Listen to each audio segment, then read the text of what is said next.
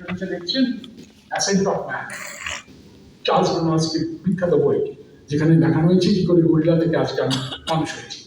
আমরা যে বোধ শক্তির সম্বল নিয়ে এসেছি সে কেবল এই পৃথিবীতে আমাদের প্রাণ বাঁচিয়ে চলার হিসাব মতো, আরো কিছু বাড়তি অনুভূতি হাতে থাকে। আর সেই অনুভূতির ফলে আমরা পশুর কোঠা পেরিয়ে মানুষের কোঠায় পৌঁছতে পারি। এবার প্রমাণ করতে হবে আমাকে আমি কতটা মানুষ হতে পেরেছি। যাই হোক, যে গান দিয়ে শুরু হওয়ার কথা ছিল ভাগ্যিস তার গাইনি, তাহলে গানটা আবার মনে চলে যেত। আকাশ ভরা সূর্য তারা বিশ্ব ভরা প্রাণ, তারই মাঝখানে আমি পেয়েছি মোর স্থান। যদি একটু ট্রান্সলেশন করে দিই, আমি করিনি, একদম আমার দিকে আঙুলগুলো বলবেন না বাজে হয়েছে, এটা রবীন্দ্রনাথ ঠাকুর করেছেন। My heart sings at the wonder of my place in this world of light and life, at the feel in my pulse of the rhythm of creation, cadenced by the swing of the endless time. আমাদের শেষ হলেই শুরু হলে আমরা সেই নাটকে entry হচ্ছে, বেরিয়ে যাচ্ছি একটা জীবন। মহাশূন্য আছে, থাকবে, তাই যতটা থাকবো না স্টেজের মধ্যে চেষ্টা করি অনুভূতিগুলোকে রসাস্বাদন করতে, জানাতে সবাই, তবেই বোধ হয় জীবনের সাফল্য। একটা ধন্যবাদ জানাবো একজনকে, যার সঙ্গে আমার 2006-07 সালে একটা আলোচনা হয়েছিল।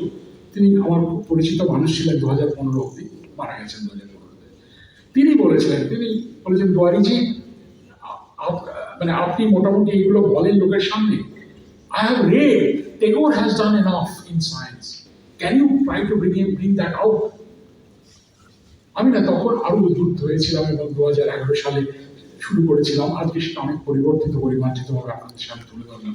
তো সেই লোকটিকে আমি, সেই মানুষটিকে আমি আমার শ্রদ্ধা জানাই, আন্তরিক শ্রদ্ধা জানাই।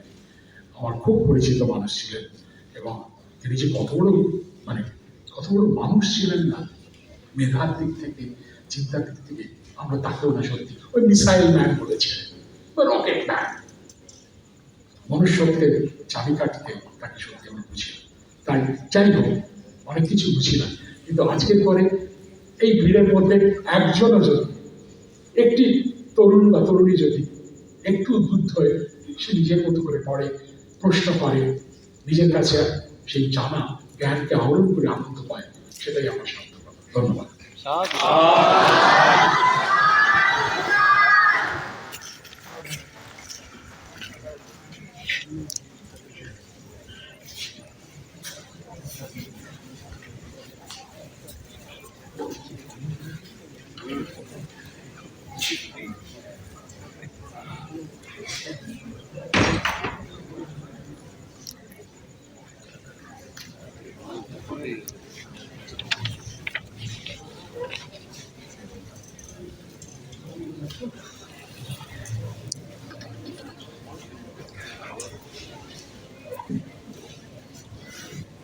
অনেক ধন্যবাদ অধ্যাপক দুয়ারি।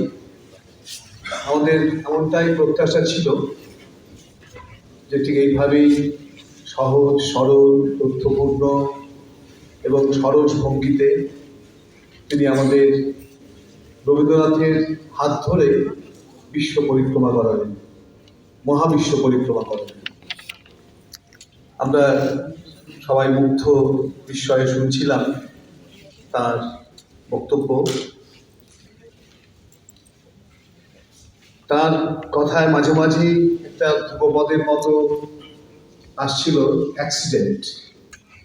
এই অ্যাক্সিডেন্টের জন্য আমরা বেঁচে আছি, অ্যাক্সিডেন্টের ফলে আমাদের এই প্রাণের আবির্ভাব।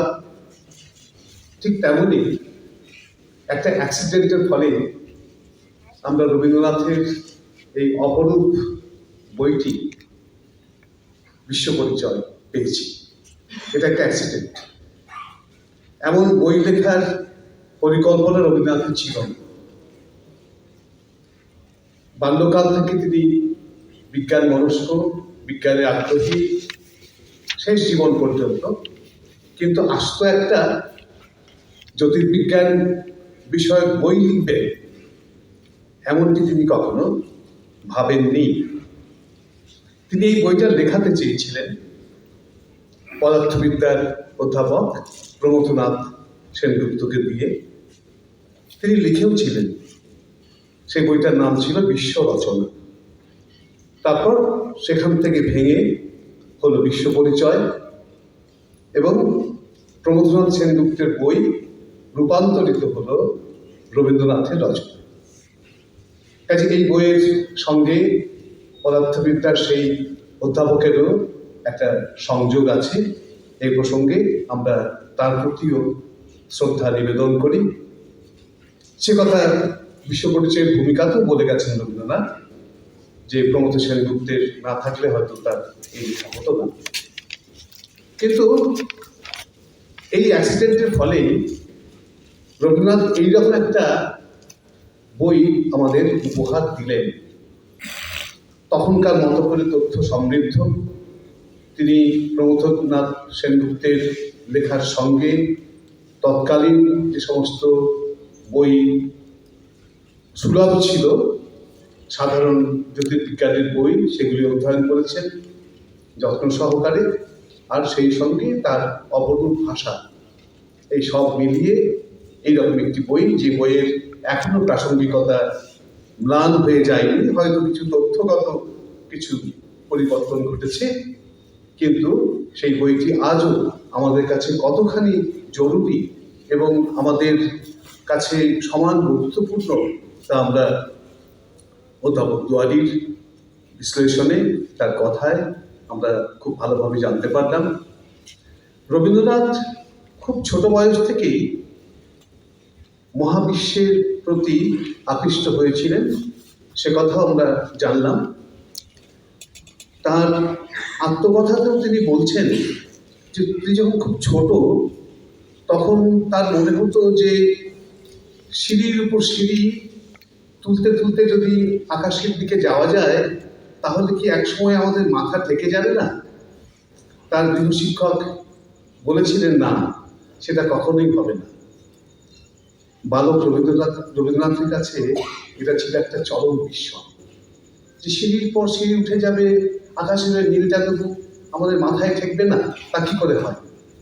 তারপরে পরেই তার পিতৃদেবের কাছে তার আকাশ চেনা, জ্যোতির্বিদ্যা সংক্রান্ত বই পড়া, এইভাবেই তার মধ্যে জ্যোতির্বিজ্ঞান তথা মহাবিশ্ব সম্পর্কে কৌতূহল ক্রমশ বাড়তেই থাকে। এবং এই কৌতূহলের ফল এবং তৎকালীন যে বই পাওয়া গিয়েছিল জ্যোতির্বিজ্ঞান সংক্রান্ত এবং তার পিতৃদেবের কাছে শোনা সমস্ত কথা, তারই ভিত্তিতে লিখেছিলেন যে প্রবন্ধ, যেটি বললেন অধ্যাপক দুয়ারি, যে গ্রহগণ জীবের আবাসভূমি। এটি তার প্রথম প্রকাশিত গদ্য রচনা। পাশাপাশি আরেকটি গদ্য রচনার কথা বলা হয়, ভারতবর্ষীয় জ্যোতিষশাস্ত্র, কিন্তু এই লেখাটি বিতর্কিত। এটি রবীন্দ্রনাথের নাও হতে পারে, কেউ কেউ বলেন রবীন্দ্রনাথ লিখেছিলেন, অন্য কেউ পরিমার্জনা করেছিলেন, কিন্তু নিঃসংশয়ে যেটি বোঝা গেছে সেটি হলো গ্রহগণ জীবের আবাসভূমি। যে কথা পরবর্তীকালে বিশ্ব পরিচয়েও তিনি বলছেন যে মঙ্গল গ্রহেও কি জীবনের অস্তিত্ব থাকতে পারে না, এই কথা কিন্তু সেই প্রথম বয়সের লেখাটির মধ্যেও ছিল, নামটিও তাই, গ্রহগণ জীবের আবাসভূমি। এবং তারপরে তার কবিতার মধ্যেও, অল্প বয়সের লেখা কবিতার মধ্যেও এই মহাবিশ্ব সংক্রান্ত, মহাকাশ সংক্রান্ত ভাবনা আমরা ক্রমাগত দেখতে পাই। তার একটি দীর্ঘ কবিতা আছে, সৃষ্টি স্থিতি প্রলয়। কবিতাটার নামই সৃষ্টি স্থিতি প্রলয়। সেখানে আমাদের পৌরাণিক তিনটি চরিত্র, ব্রহ্মা, বিষ্ণু এবং মহেশ্বর, তাদেরকে তিনি ওইভাবে একটা রূপকের মতো করে ওই কবিতার মধ্যে স্থাপন করছেন। যে প্রথমে ব্রহ্মা, সে ধ্যানমগ্ন, তারপর সেখান থেকে সৃষ্টি হচ্ছে। বিষ্ণু এসে একটা শৃঙ্খলা স্থাপন করছেন, একটা ছন্দময় অস্তিত্ব দিচ্ছেন, আর তারপরে সব শেষে প্রলয়, ধ্বংস। মহাদেব সেটাকে প্রলয়ের মধ্য দিয়ে ধ্বংস করছেন, যেটা পরবর্তীকালে বিশ্ব পরিচয় রয়েছে, যে ধ্বংসের মধ্য দিয়ে, প্রলয়ের মধ্য দিয়ে শেষ হবে, বা প্রলয়ের কথা বলা হচ্ছে। এরপরেও নানান লেখাতে, রবীন্দ্রনাথের কবিতায়, গানে, তার প্রবন্ধে বহুভাবে এই মহাকাশ, মহাবিশ্বের কথা এসেছে বিভিন্নভাবে। তার বেশ কিছু কবিতা, এখানে আমাদের সময় আজকে খুবই কম, আমরা সে বিষয়ে বেশি কথা বলতে পারবো না। একটি কবিতার কথা উল্লেখ করি এখানে, তার শেষ বয়সে লেখা কবিতা। বিশ্ব পরিচয়ও লিখছেন শেষের দিকে জীবনে, আর একেবারে শেষের দিকে গিয়ে এই কবিতা লিখছেন, জীবনের ৮০ বর্ষে প্রবেশিনু যবে, এ বিষয় মনে আজ জাগে, লক্ষ কোটি নক্ষত্রের অগ্নি নির্ঝরে যেথা নিঃশব্দ যদি বন্যা ধারা ছুটেছে অচিন্ত বেগে, নিরুদ্দেশ শূন্যতা প্লাবিয়া দিকে দিকে, তমঘন অন্তহীন সেই আকাশের বক্ষস্থলে অকস্মাৎ করেছে উত্থান। রবীন্দ্রনাথের বিশেষত্ব শুধুমাত্র বিজ্ঞান চেতনায় নয়, শুধুমাত্র মহাকাশের সঙ্গে নিজের ভাবনাকে মেলানোই নয়, এই মহাকাশ মহাবিশ্বের সঙ্গে নিজের অস্তিত্বকে যুক্ত করা, এটাও ছিল রবীন্দ্রনাথের মহাকাশ সংক্রান্ত ভাবনার একটা বিশেষত্ব। এই কবিতাকে তিনি বলছেন, এই যে নাট্যমঞ্চ যেন একটা পৃথিবীর নাট্যমঞ্চে অঙ্গে অঙ্গে চৈতন্যে ধীরে ধীরে প্রকাশের পালা, আমি সে নাট্যের পাত্র দলে পড়িয়াছি সাজ, আমারও আহ্বান ছিল যবনিকা সরাবার কাজে, এ আমার পরম বিশ্বাস। এভাবেই তিনি নিজেকেও যুক্ত করতেন। রবীন্দ্রনাথের এই মহাকাশ সংক্রান্ত ভাবনার মধ্যে একটা অন্যতম বিশেষত্ব হলো এই মহাবিশ্ব মহাকাশের সঙ্গে তার আধ্যাত্মিকতার যোগ, তার অধ্যাত্ম ভাবনা এবং মহাকাশ ভাবনা একাকার হয়ে যায়।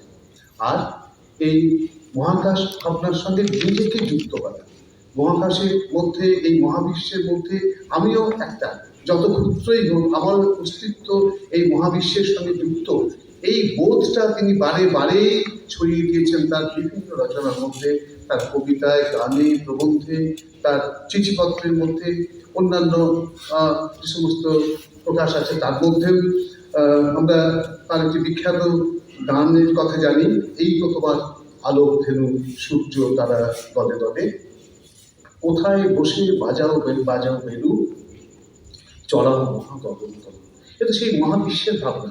কিন্তু সেখানে শেষ নয়, তিনি বলছে এই যে পৃথিবীর ঘাস, গাছের শাখা পাতা, এসবের সঙ্গেও যেন সেই মহাবিশ্বের ওই আলোকধেনুর সংযোগ রয়েছে। এবং সবশেষে তিনি বলছেন যে আমিও তো তার একটা অংশ, মোর জীবনের রাখাল ওগো, ডাক দিলে কি সন্ধ্যা হলো।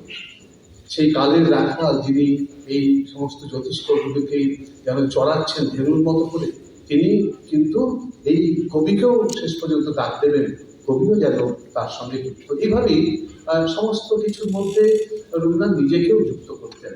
এখানে তার মহাকাশ ভাবনার একটা বিশেষত্ব এবং তার বিজ্ঞান মনস্কতা, মহাকাশ সংক্রান্ত যে সমস্ত চিন্তা ভাবনা, এগুলিকে তিনি সঞ্চারিত করতে চাইতেন। অধ্যাপক দুয়ারি বারে বারেই বলছেন যে আমাদের ছাত্রদের মধ্যে যদি এই ভাবনা সঞ্চার ঘটে তাহলে আমাদের মনের প্রসারতা ঘটবে। আমরা যদি ভাবতে পারি যে এই মহাবিশ্বের সঙ্গে আমাদেরও একটা যোগ আছে এবং এই মহাবিশ্বের পরিপ্রেক্ষিতে আমরা কত ক্ষুদ্র, আমাদের এই অস্তিত্বটাকে যদি আমরা অনুভব করতে পারি তাহলে অনেক ক্ষুদ্রতা থেকে আমাদের মুক্তি করবে। আর সময় অতি অল্প, আমি আরেকবার ধন্যবাদ জ্ঞাপন করি অধ্যাপক দুয়ারি এইরকম একটি অসামান্য বক্তব্যের জন্য, এবং আমি নিজেও অত্যন্ত সমৃদ্ধ এবং অত্যন্ত আনন্দ পেয়েছি তার এই উপস্থাপন। সকলকে নমস্কার।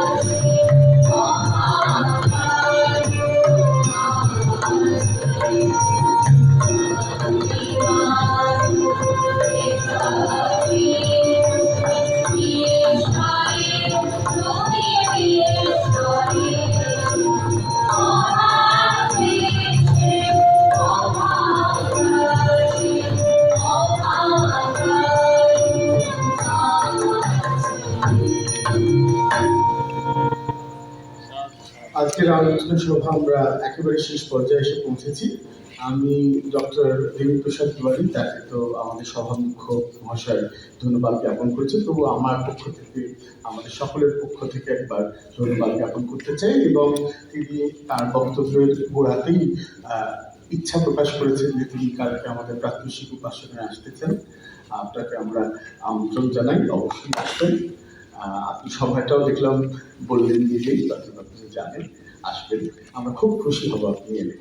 অমলদাকে কি ভাষায় ধন্যবাদ জ্ঞাপন করবো, উনি একটি স্তম্ভের মতো সবসময় আমাদের সহায়তায়, আমাদের সাহায্যে এগিয়ে আসেন। উনি আপনারা সকলেই জানেন খুবই নতুন অবস্থিত হয়েছেন। তারা উনি রবীন্দ্র ভবনের ডিরেক্টর ছিলেন, উনি বাংলা ভাষা ও সাহিত্যের অধ্যাপক ছিলেন বাংলা বিভাগে। তাই তাকে আর শুধুমাত্র ধন্যবাদ দিয়ে ছোট করবো না, অমলদা এভাবে আমাদের পাশে থাকবেন সবসময়। বিনয় ভবনের ছাত্রছাত্রী এবং যারা শিক্ষক শিক্ষিকা তাদের সাথে ছিলেন, যারা চর্চার সঙ্গে ছিলেন, সকলকে অজস্র ধন্যবাদ। তারা এসেছেন, তারা দুটি খুবই প্রাসঙ্গিক গান দিয়েছেন, যে গানের কথা বক্তার বক্তব্যের মধ্যেও ছিল। সেই ধন্যবাদ জ্ঞাপন করবো। এবং অবশ্যই কর্মী মণ্ডলীর সমস্ত সদস্যদের, তারা তাদের জন্যই এই 6 দিনের অনুষ্ঠান সম্ভব হচ্ছে, বক্তৃতা মালা সম্ভব হচ্ছে তাদের আয়োজনে। যোগ্য সম্পাদকরা আমার পাশেই রয়েছেন, কিন্তু তাছাড়াও সমস্ত সদস্য যারা আছেন, এখানে সুচিন্তা রয়েছে, ভ্রমণ কোথাও রয়েছে, সকলকে আমি জানাচ্ছি আমার ধন্যবাদ। এবং আপনারা সকলে যারা এই বক্তব্য শুনতে এসছেন, এত সংখ্যায় এতজন, তাদের সকলকে আমি আমার ধন্যবাদ জ্ঞাপন করছি। আবার গতকালের মতো বলি যে আজকেও আমাদের উপাচার্য মশাই খুবই ব্যস্ত ছিলেন, কিন্তু তা সত্ত্বেও তিনি সময় বার করে এসে এতক্ষণ আমাদের সাথে রয়েছেন, তাকেও ধন্যবাদ। আপনাদের সকলকে ধন্যবাদ জানিয়ে আমন্ত্রণ জানাচ্ছি কালকে আমাদের 6ষ্ঠ দিন রবীন্দ্র সপ্তাহে আসবেন। এবং সবশেষে অনুরোধ করছি যদি দাঁড়িয়ে ওঠেন আশ্রম সঙ্গে।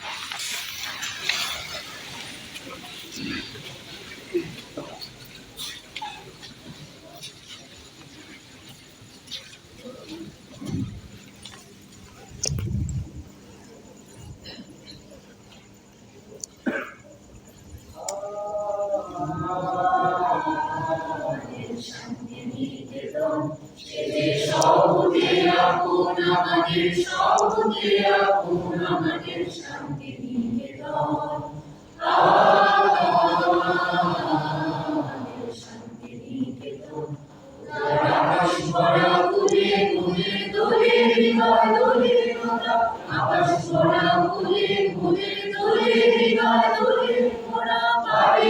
তারে দেখি তারে নিত্য এই নূতন আমাদের শান্তি নিকেতন। আমাদের শান্তি নিকেতন। মোদের তরু মূলের মেলা, মোদের খোলা মাঠের খেলা, মোদের নীল গগনের সোহাগ মাখা সকাল সন্ধ্যা বেলা। মোদের তরু মূলের মেলা, মোদের খোলা মাঠের খেলা, মোদের নীল গগনের সোহাগ মাখা সকাল সন্ধ্যা বেলা। শালের ছায়া বৃদ্ধি বাজায় বনের কলগীতি সদায়, শালের ছায়া বৃদ্ধি বাজায় বনের কলগীতি সদায়। পাতার নাচে মেতে আছে আমলকি কানন আমাদের শান্তি নিকেতন। আমাদের শান্তি নিকেতন। আমরা যেতাই ঘুরে ঘুরে সেজে যায় না কবু দূরে, মোদের মনের মাঝে প্রেমের সেতার বাঁধা যেতার সুরে। আমরা যেতাই ঘুরি ঘুরে সেজে যায় না কবু দূরে, মোদের মনের মাঝে প্রেমের সেতার বাঁধা যেতার সুরে।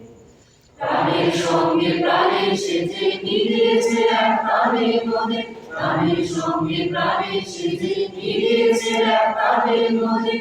ভাইয়ের সঙ্গে ভাইকে সেজে করেছে এক মন আমাদের শান্তি নিকেতন।